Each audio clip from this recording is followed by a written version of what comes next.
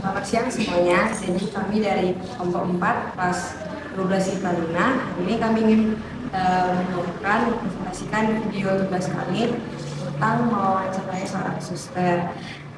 Di sini saya Dana Belinda Ginting. Saya Tiara Dinaga.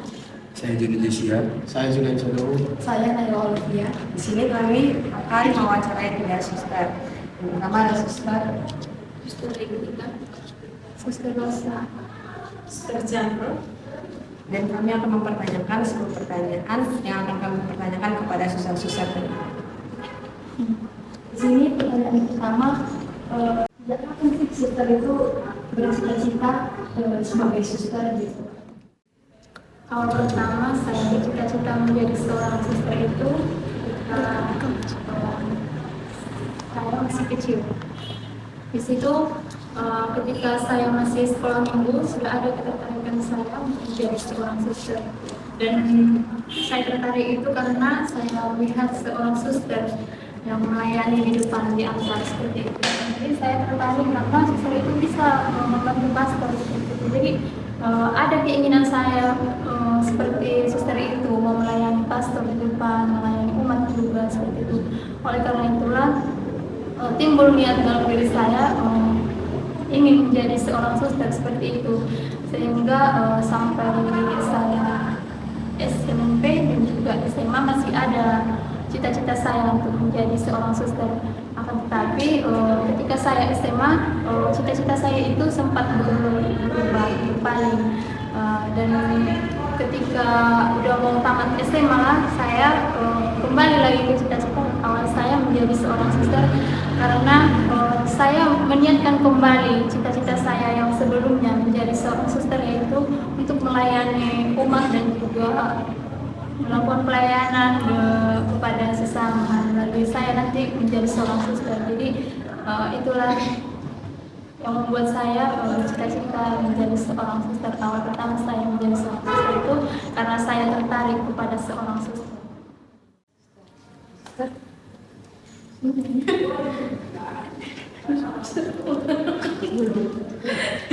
Kalau saya awal panggilan saya itu ada ketika SD juga sebenarnya ada, cuman seiring berjalannya waktu hingga SMP niat itu udah mulai goyah lagi, dan sampai SMA baru muncul lagi niat saya untuk menjadi seorang suster itu. Itu kenapa waktu saya kembali waktu SMA itu kembali lagi, karena saya SMA itu sekolah di Katolik dan juga aktif di berbagai gereja atau paroki di bawah pastor atau pihak sekolah. Jadi dari situ mulai lagi muncul niat saya untuk menjadi seorang suster. Kalau saya, cita-cita saya memang dari kecil menjadi suster. Dulu juga guru agama saya seorang suster. Jadi setelah besar memang punya niat juga setelah tamat sekolah memang dulu baru masuk suster, dan itu saya lakukan. Di seiring berjalannya waktu sempat keasikan bekerja setelah tamat SMA, keasikan bekerja ya. Setelah itu akhirnya ada lagi orang yang mengarahkan untuk menjadi seorang suster, akhirnya masuk. Jadi saya setelah bekerja kemudian baru bekerja lagi, baru saya masuk suster. Pertanyaan kedua, suster, apa sesuatu yang ada sesuatu yang menggerakkan hati suster itu menjadi suster? Sesuatu apa yang menggerakkan hati seorang suster? Terima kasih, sebenarnya itu sudah saya bilang tadi. Pertama saya menjadi suster itu ketika saya melihat seorang suster melayani di depan di altar seperti itu. Jadi timbul dalam diri saya pengen menjadi seperti suster itu, mau melayani seperti itu. Dan juga bukan hanya melayani pastor di depan, tapi juga melayani umat berarti ya. Nah itulah yang membuat saya menggerakkan saya untuk menjadi seorang suster.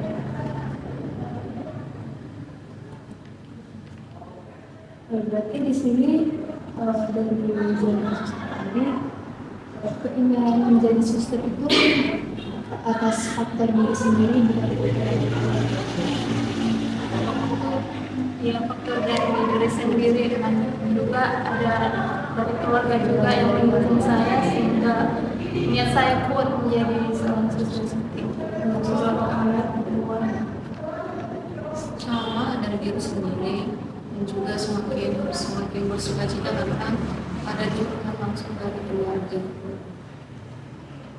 Kurang lebih seperti itu juga, karena keinginan dari diri sendiri dan dukungan dari Terus bagaimana fase awal ketika suster ini menjadi seorang biarawat? Pertama kali menjadi suster setelah fase itu gimana? Kalau suster dipandang dari biarawat itu kayak ada goyah yang mungkin. Kalau yang sejauh saya alami ya, karena kami kan ada beberapa tahap seperti mulai dari aspiran, postulan, novice, sama junior, baru ada lagi tingkatannya yang lain. Dan sejauh yang saya alami, mulai dari saya aspiran sampai sekarang kami junior. Mulai dari aspiran saya sampai junior ya. Tentu ada juga yang saya alami suatu tentang seperti itu, ya. Tapi itu bisa juga saya hadapi seperti itu. Bisa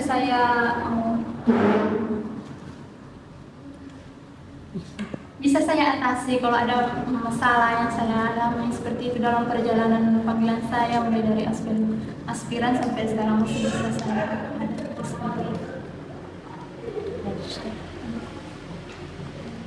Saya tentu pasti ada tantangannya sebagai orang suster itu, khususnya kita dari keluarga yang dari kampung gitulah masuk ke kota ini. Dari situ pun awalnya sudah terasa awal kita mau masuk ke biara. Pasti dari hidup kita yang serba bebas, contohnya bebas dalam arti positif ya, bebas gitu.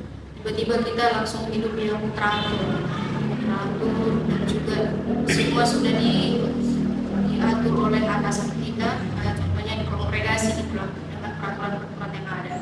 Pasti di situ juga ada perbuatan kita dan juga ada perjuangan kita untuk mengikuti semua aturan itu. Dan saya juga mengalami hal itu ketika awal masuk biara dari aspiran sampai saat ini. Aspiran itu maksudnya masa-masa pengenalan kongregasi. Masa-masa itu ya pasti begitu semangatnya masih gitu kan. Ketika kita udah melangkah untuk tahap selanjutnya, tantangan itu pasti ada dan juga bahkan sempat menggoyahkan kita. Tapi yang pengalaman saya saat ini untuk menghadapi setiap tantangan yang saya alami itu pasti dengan cara berdoa, berdoa dan juga keterbukaan kita terhadap suster pembina kita menceritakan apa yang kita alami saat ini sehingga kita diteguhkan kembali dan kita mendapatkan penerangan pikiran kita terutama dan kita tetap dalam pilihan Allah. Terima kasih. Kalau saya sendiri fase awal yang saya alami memang ada kesulitan, tapi ada juga bahagianya. Kebahagiaan itu kita jadi bertemu banyak teman gitu ya, banyak teman mengenal satu sama yang lain, dan juga sama-sama bekerja. Tapi di sisi lain saya yang sudah berpengalaman dulu di luar bertemu dengan dan disatukan dengan saudara-saudara saya yang jauh di bawah usia saya. Jadi untuk menghadapi dan terjun beradaptasi dengan mereka itu penuh perjuangan juga gitu. Apalagi ada anak zaman sekarang gitu, udah berbeda zamannya. Tapi dalam hal itu saya sadar akan tujuan awal saya gitu. Dan hal itu tidak menjadi penghalang bagi saya, bagaimana saya sebagai EBOI tua mengarahkan mereka juga, membantu mereka supaya lebih dewasa. Tapi saya juga harus memahami situasi mereka, bagaimana anak zaman sekarang gitu. Jadi ada komunikasi, saling beradaptasi gitu. dan akhirnya sama-sama menikmati bagaimana. Pertanyaan selanjutnya, apa tantangan yang paling berkesan semenjak suster menjalankan panggilan dari Tuhan atau sebagai biarawan? Tantangan yang berkesan. Saya pribadi tantangan yang berkesan itu selama saya masuk menjadi seorang biarawati, dari yang sebelumnya kita hidup di luar itu kan kita bebas seperti itu, dan tiba-tiba saya masuk ke biara, tentu sudah beda situasi di luar dengan di biara.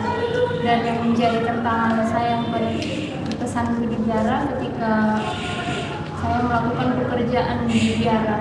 Kalau di biara itu kan pekerjaannya lebih teratur, lebih tertib, dan juga lebih terarah gitu. Kalau sebelumnya kan kita kalau kerja di rumah kita masih belum sepenuh hati kita memberi diri kita untuk bekerja, melakukan yang baik seperti itu, sehingga terkadang kita juga bermalas-malasan di rumah kan.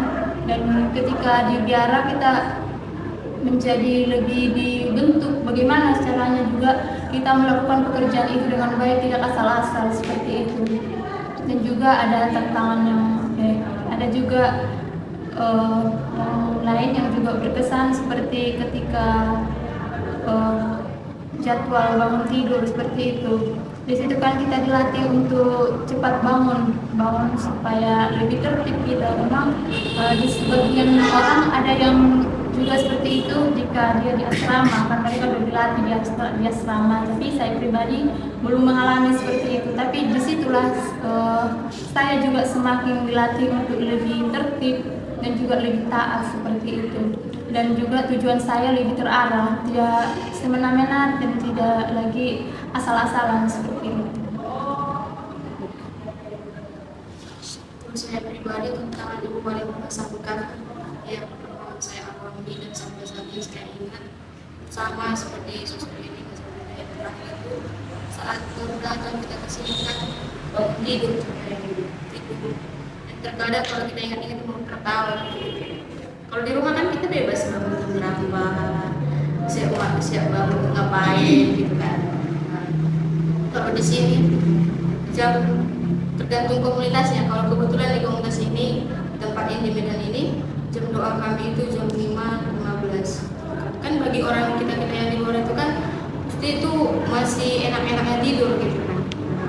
Itu pengalaman yang mengesankan bagi saya, itu tantangan kita untuk bagaimana kita mengikuti setiap aturan yang ada, yang sudah kita berani mengatakan bahwa kita mau jadi suster.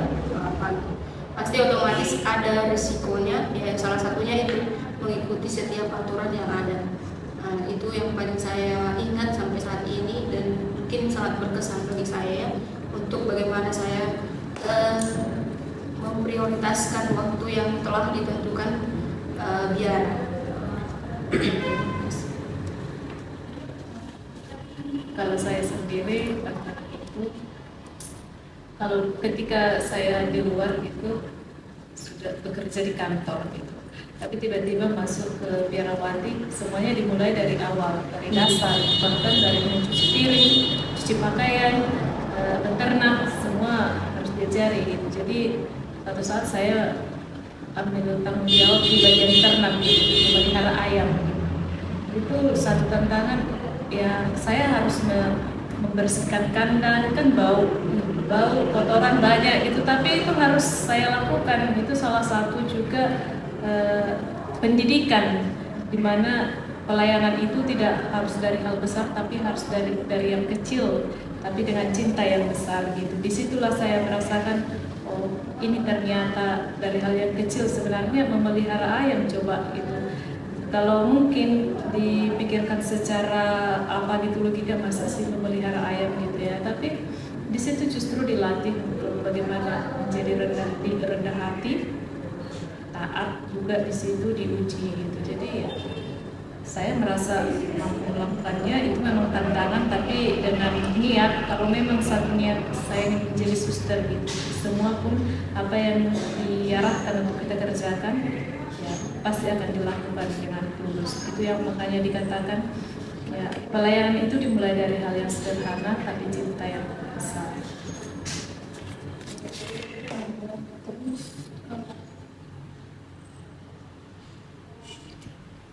Apa yang menjadi kekuatan atau pegangan sehingga para suster ini masih mau tetap bertahan menjadi suster atau biarawat ini? Kekuatan atau pegangan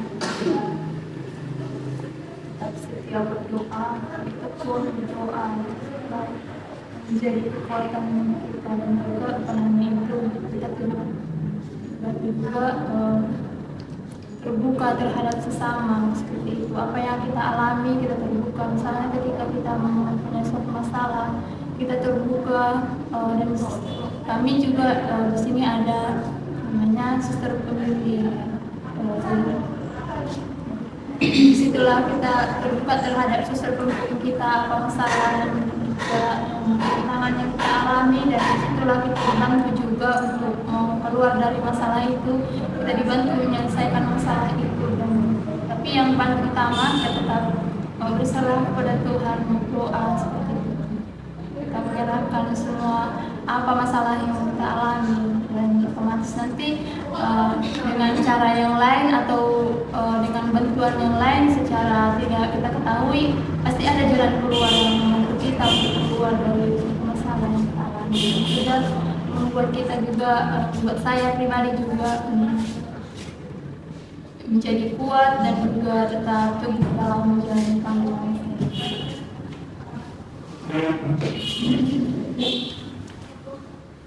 Kalau dari saya, kekuatan yang saya rasakan pada saat ini dalam menghadapi setiap tantangan dalam panggilan saya, yang pertama tentunya berdoa.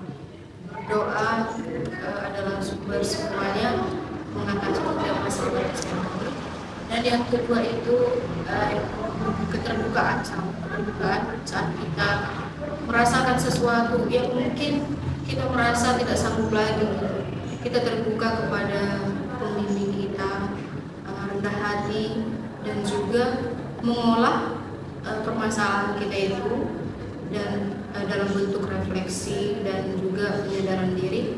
Dan yang berikutnya yang saya alami itu mengingat kembali motivasi awal kita, awal kita mau menjadi seorang suster itu untuk apa? Untuk bersenang-senang kah atau untuk bagaimana? Kalau saya sendiri yang sampai saat ini saya mengalami kekuatan itu, tentunya pertama dari kesediaan untuk berdoa. Kadang memang adanya keinginan itu, malas untuk berdoa, tapi itulah yang dikatakannya harus bisa menyangkal diri. Saya harus bisa mengalahkan kemalasan dalam diri supaya saya tidak mau berdoa. Jadi walaupun saya malas berdoa, tetap sadar kalau doa itu adalah kekuatan bagi saya. Jadi penyangkalan diri itu saya lakukan, jadi tetap berdoa. Walaupun malah ada rasa malas, saya harus rajin berdoa seperti itu. Jadi salah satunya, dan juga seperti yang dikatakan teman-teman tadi, terbuka baik itu terhadap suster pembimbing, suster yang mengarahkan kita, mengarahkan saya, dan juga dalam doa itu juga perlu terbuka di hadapan Tuhan. Jadi apa yang saya rasakan saya sampaikan aja, gitu. Tidak usah formal-formal. Pokoknya Tuhan saat ini saya malas, ya udah itu saya katakan di hadapan Tuhan gitu. Jadi jujur mengatakan apa yang saya butuhkan dan apa yang saya alami itu di hadapan Tuhan dan juga terhadap suster pembimbing. Untuk bisa ada menambahkan hubungan dari orang tua itu yang menjadi kekuatan juga sehingga tetap setia dalam menjalani masa ini. Pertanyaan berikutnya, bagaimana cara suster menghadapi tantangan khususnya dalam segi kebutuhan seksualitas?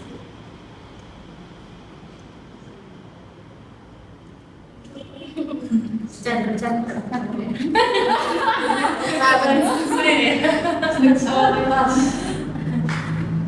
Terima kasih. Kalau dalam hal hubungan seksualitas ya, setiap manusia pasti mengalami itu dan itu normal. Kami juga para suster mengalami itu gitu. Tapi sekali lagi kami selalu diarahkan apapun yang kita rasakan kita bawakan dalam doa dan terbuka terhadap suster pembimbing.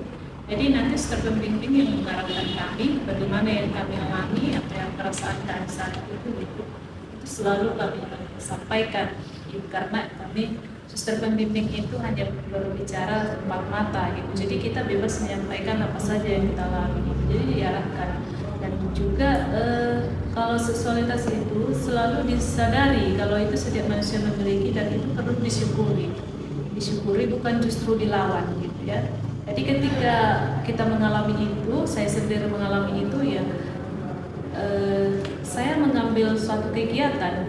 Contohnya bekerja, belajar, membaca gitu. Jadi mengarahkan diri melakukan hal-hal yang positif itu yang untuk menghadapi tantangan itu kami selalu diarahkan untuk mengambil sesuatu kegiatan yang positif gitu. Jadi ketika perasaan itu ada dalam diri saya tidak terfokus dengan hal itu. Gitu. Akhirnya saya terfokus dengan kegiatan yang saya lakukan. Gitu.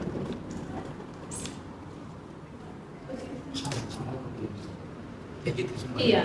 Makanya saya kami tunjukin di pengalaman.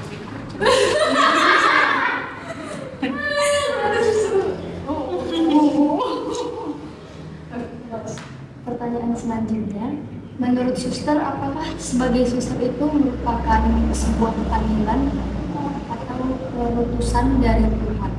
Jika demikian, apa yang suster lakukan untuk mewujudkan bahwa itu benar-benar panggilan dari Tuhan?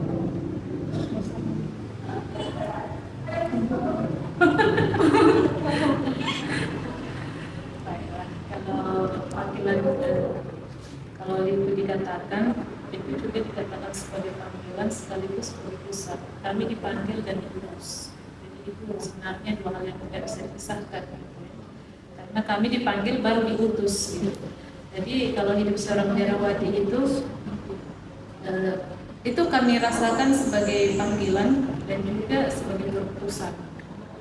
Itu kan saya sendiri selalu berusaha melakukan keputusan itu dengan tulus, menyadari kalau apa yang saya lakukan itu semuanya untuk Tuhan lewat sesama gitu. Jadi apapun yang seperti yang saya katakan awal tadi, ketika diberikan tugas bahkan itu untuk memelihara ayam, membersihkan kandang ayam, kotoran ayam, kami percaya itu adalah keputusan yang diberikan dari kami. Jadi sebisa mungkin kami melakukan setiap keputusan itu dengan tulus, walaupun itu lewat sesama, karena kami percaya itu adalah sesama yang kami layani itu adalah Tuhan di dunia yang nyata yang bisa kami lihat. Kalau ada yang tambahkan Pengalaman yang sama, cerita yang saya keliru hampir sama. Di sini kan tema kami kan hidup selibat ya suster. Kami terdiri menjadi dua, yaitu suster dan pastor. Kebetulan di kelompok kami ini suster. Jadi unsur apa yang sangat penting dalam hidup selibat sebagai salah satu ciri khas hidup selibat ini? Yang pasti itu ciri khas yang paling utama itu ialah doa, kesediaan berdoa. Itu yang mencerminkan kami dan juga keramahan ya. Tapi sebenarnya itu semua karena doa.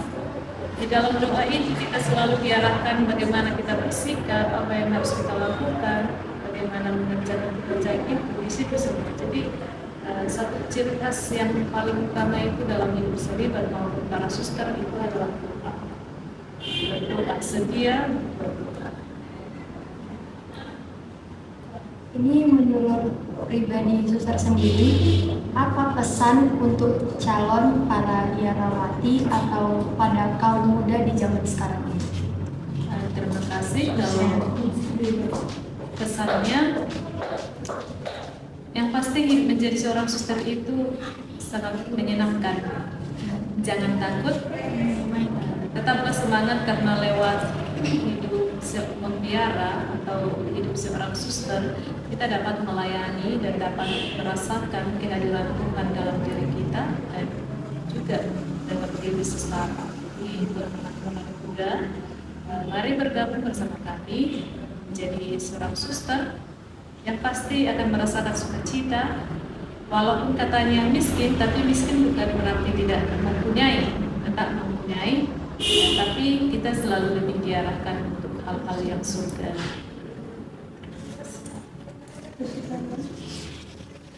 Kata itu, lo kan berat. Karena ini kan pembantu pribadi suster sendiri. Dia dulu. Kayaknya dia. Tahu Samsung. Pribadi katanya.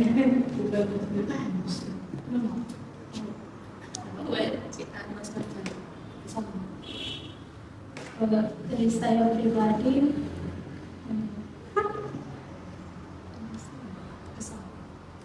pesan dari saya itu jadilah diri sendiri seperti itu. Jangan pernah kita melihat orang lain, apalagi di zaman sekarang ini kita melihat ada sesuatu yang berbeda dengan orang lain, kita menjadi ikut seperti itu. Tapi jadilah diri sendiri dan juga dengarkan suara hati. Jangan terbagi-bagi seperti itu. Ikutilah apa yang dikatakan hati kita. Jangan nanti setelah terjadi kita menyesal seperti itu.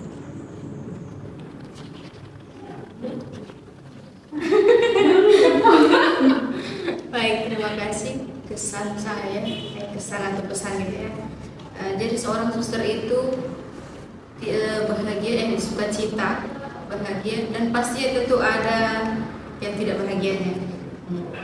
Dan sukacita juga yang saya rasakan itu banyak pengalaman yang mendewasakan kita pribadi, membentuk kita sebagai menjadi pribadi yang lebih dewasa dan juga lebih bertanggung jawab. Itu yang membahagiakan saya jadi seorang suster itu.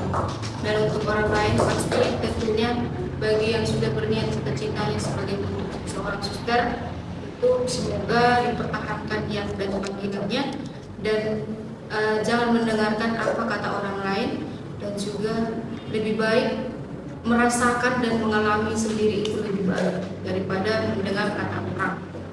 Terima kasih. Kalau kesan saya menjadi seorang perawat itu sangat menyenangkan karena dengan saya hidup di biasa ini banyak hal baru yang saya dapat yang semakin membuat saya bersukacita dan mendewasakan saya. Jujur saja sebelum saya masuk biara memang saya rasa saya ini kekanak-kanakan, tapi setelah saya masuk di biara ya banyak pengalaman yang membuat saya menjadi lebih dewasa, lebih bertanggung jawab, baik itu dalam keputusan ataupun dalam segala hal. Memang belum bertanggung jawab penuh, tapi saya sudah berusaha begitu. Lalu pesan saya untuk anak-anak muda yang berada di luar biara, ya tetap semangat untuk menjalani kehidupan mau dimanapun itu, baik itu di dalam biara ataupun di luar. Tetap semangat dan selalu melakukan yang terbaik. Jangan mudah terpengaruh dengan orang lain.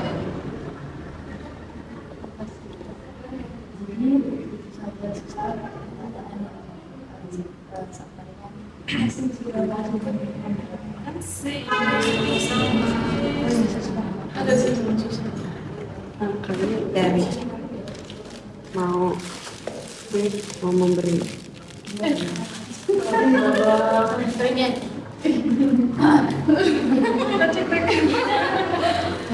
Terima kasih banyak ya. Kita bisa foto dulu. Oh,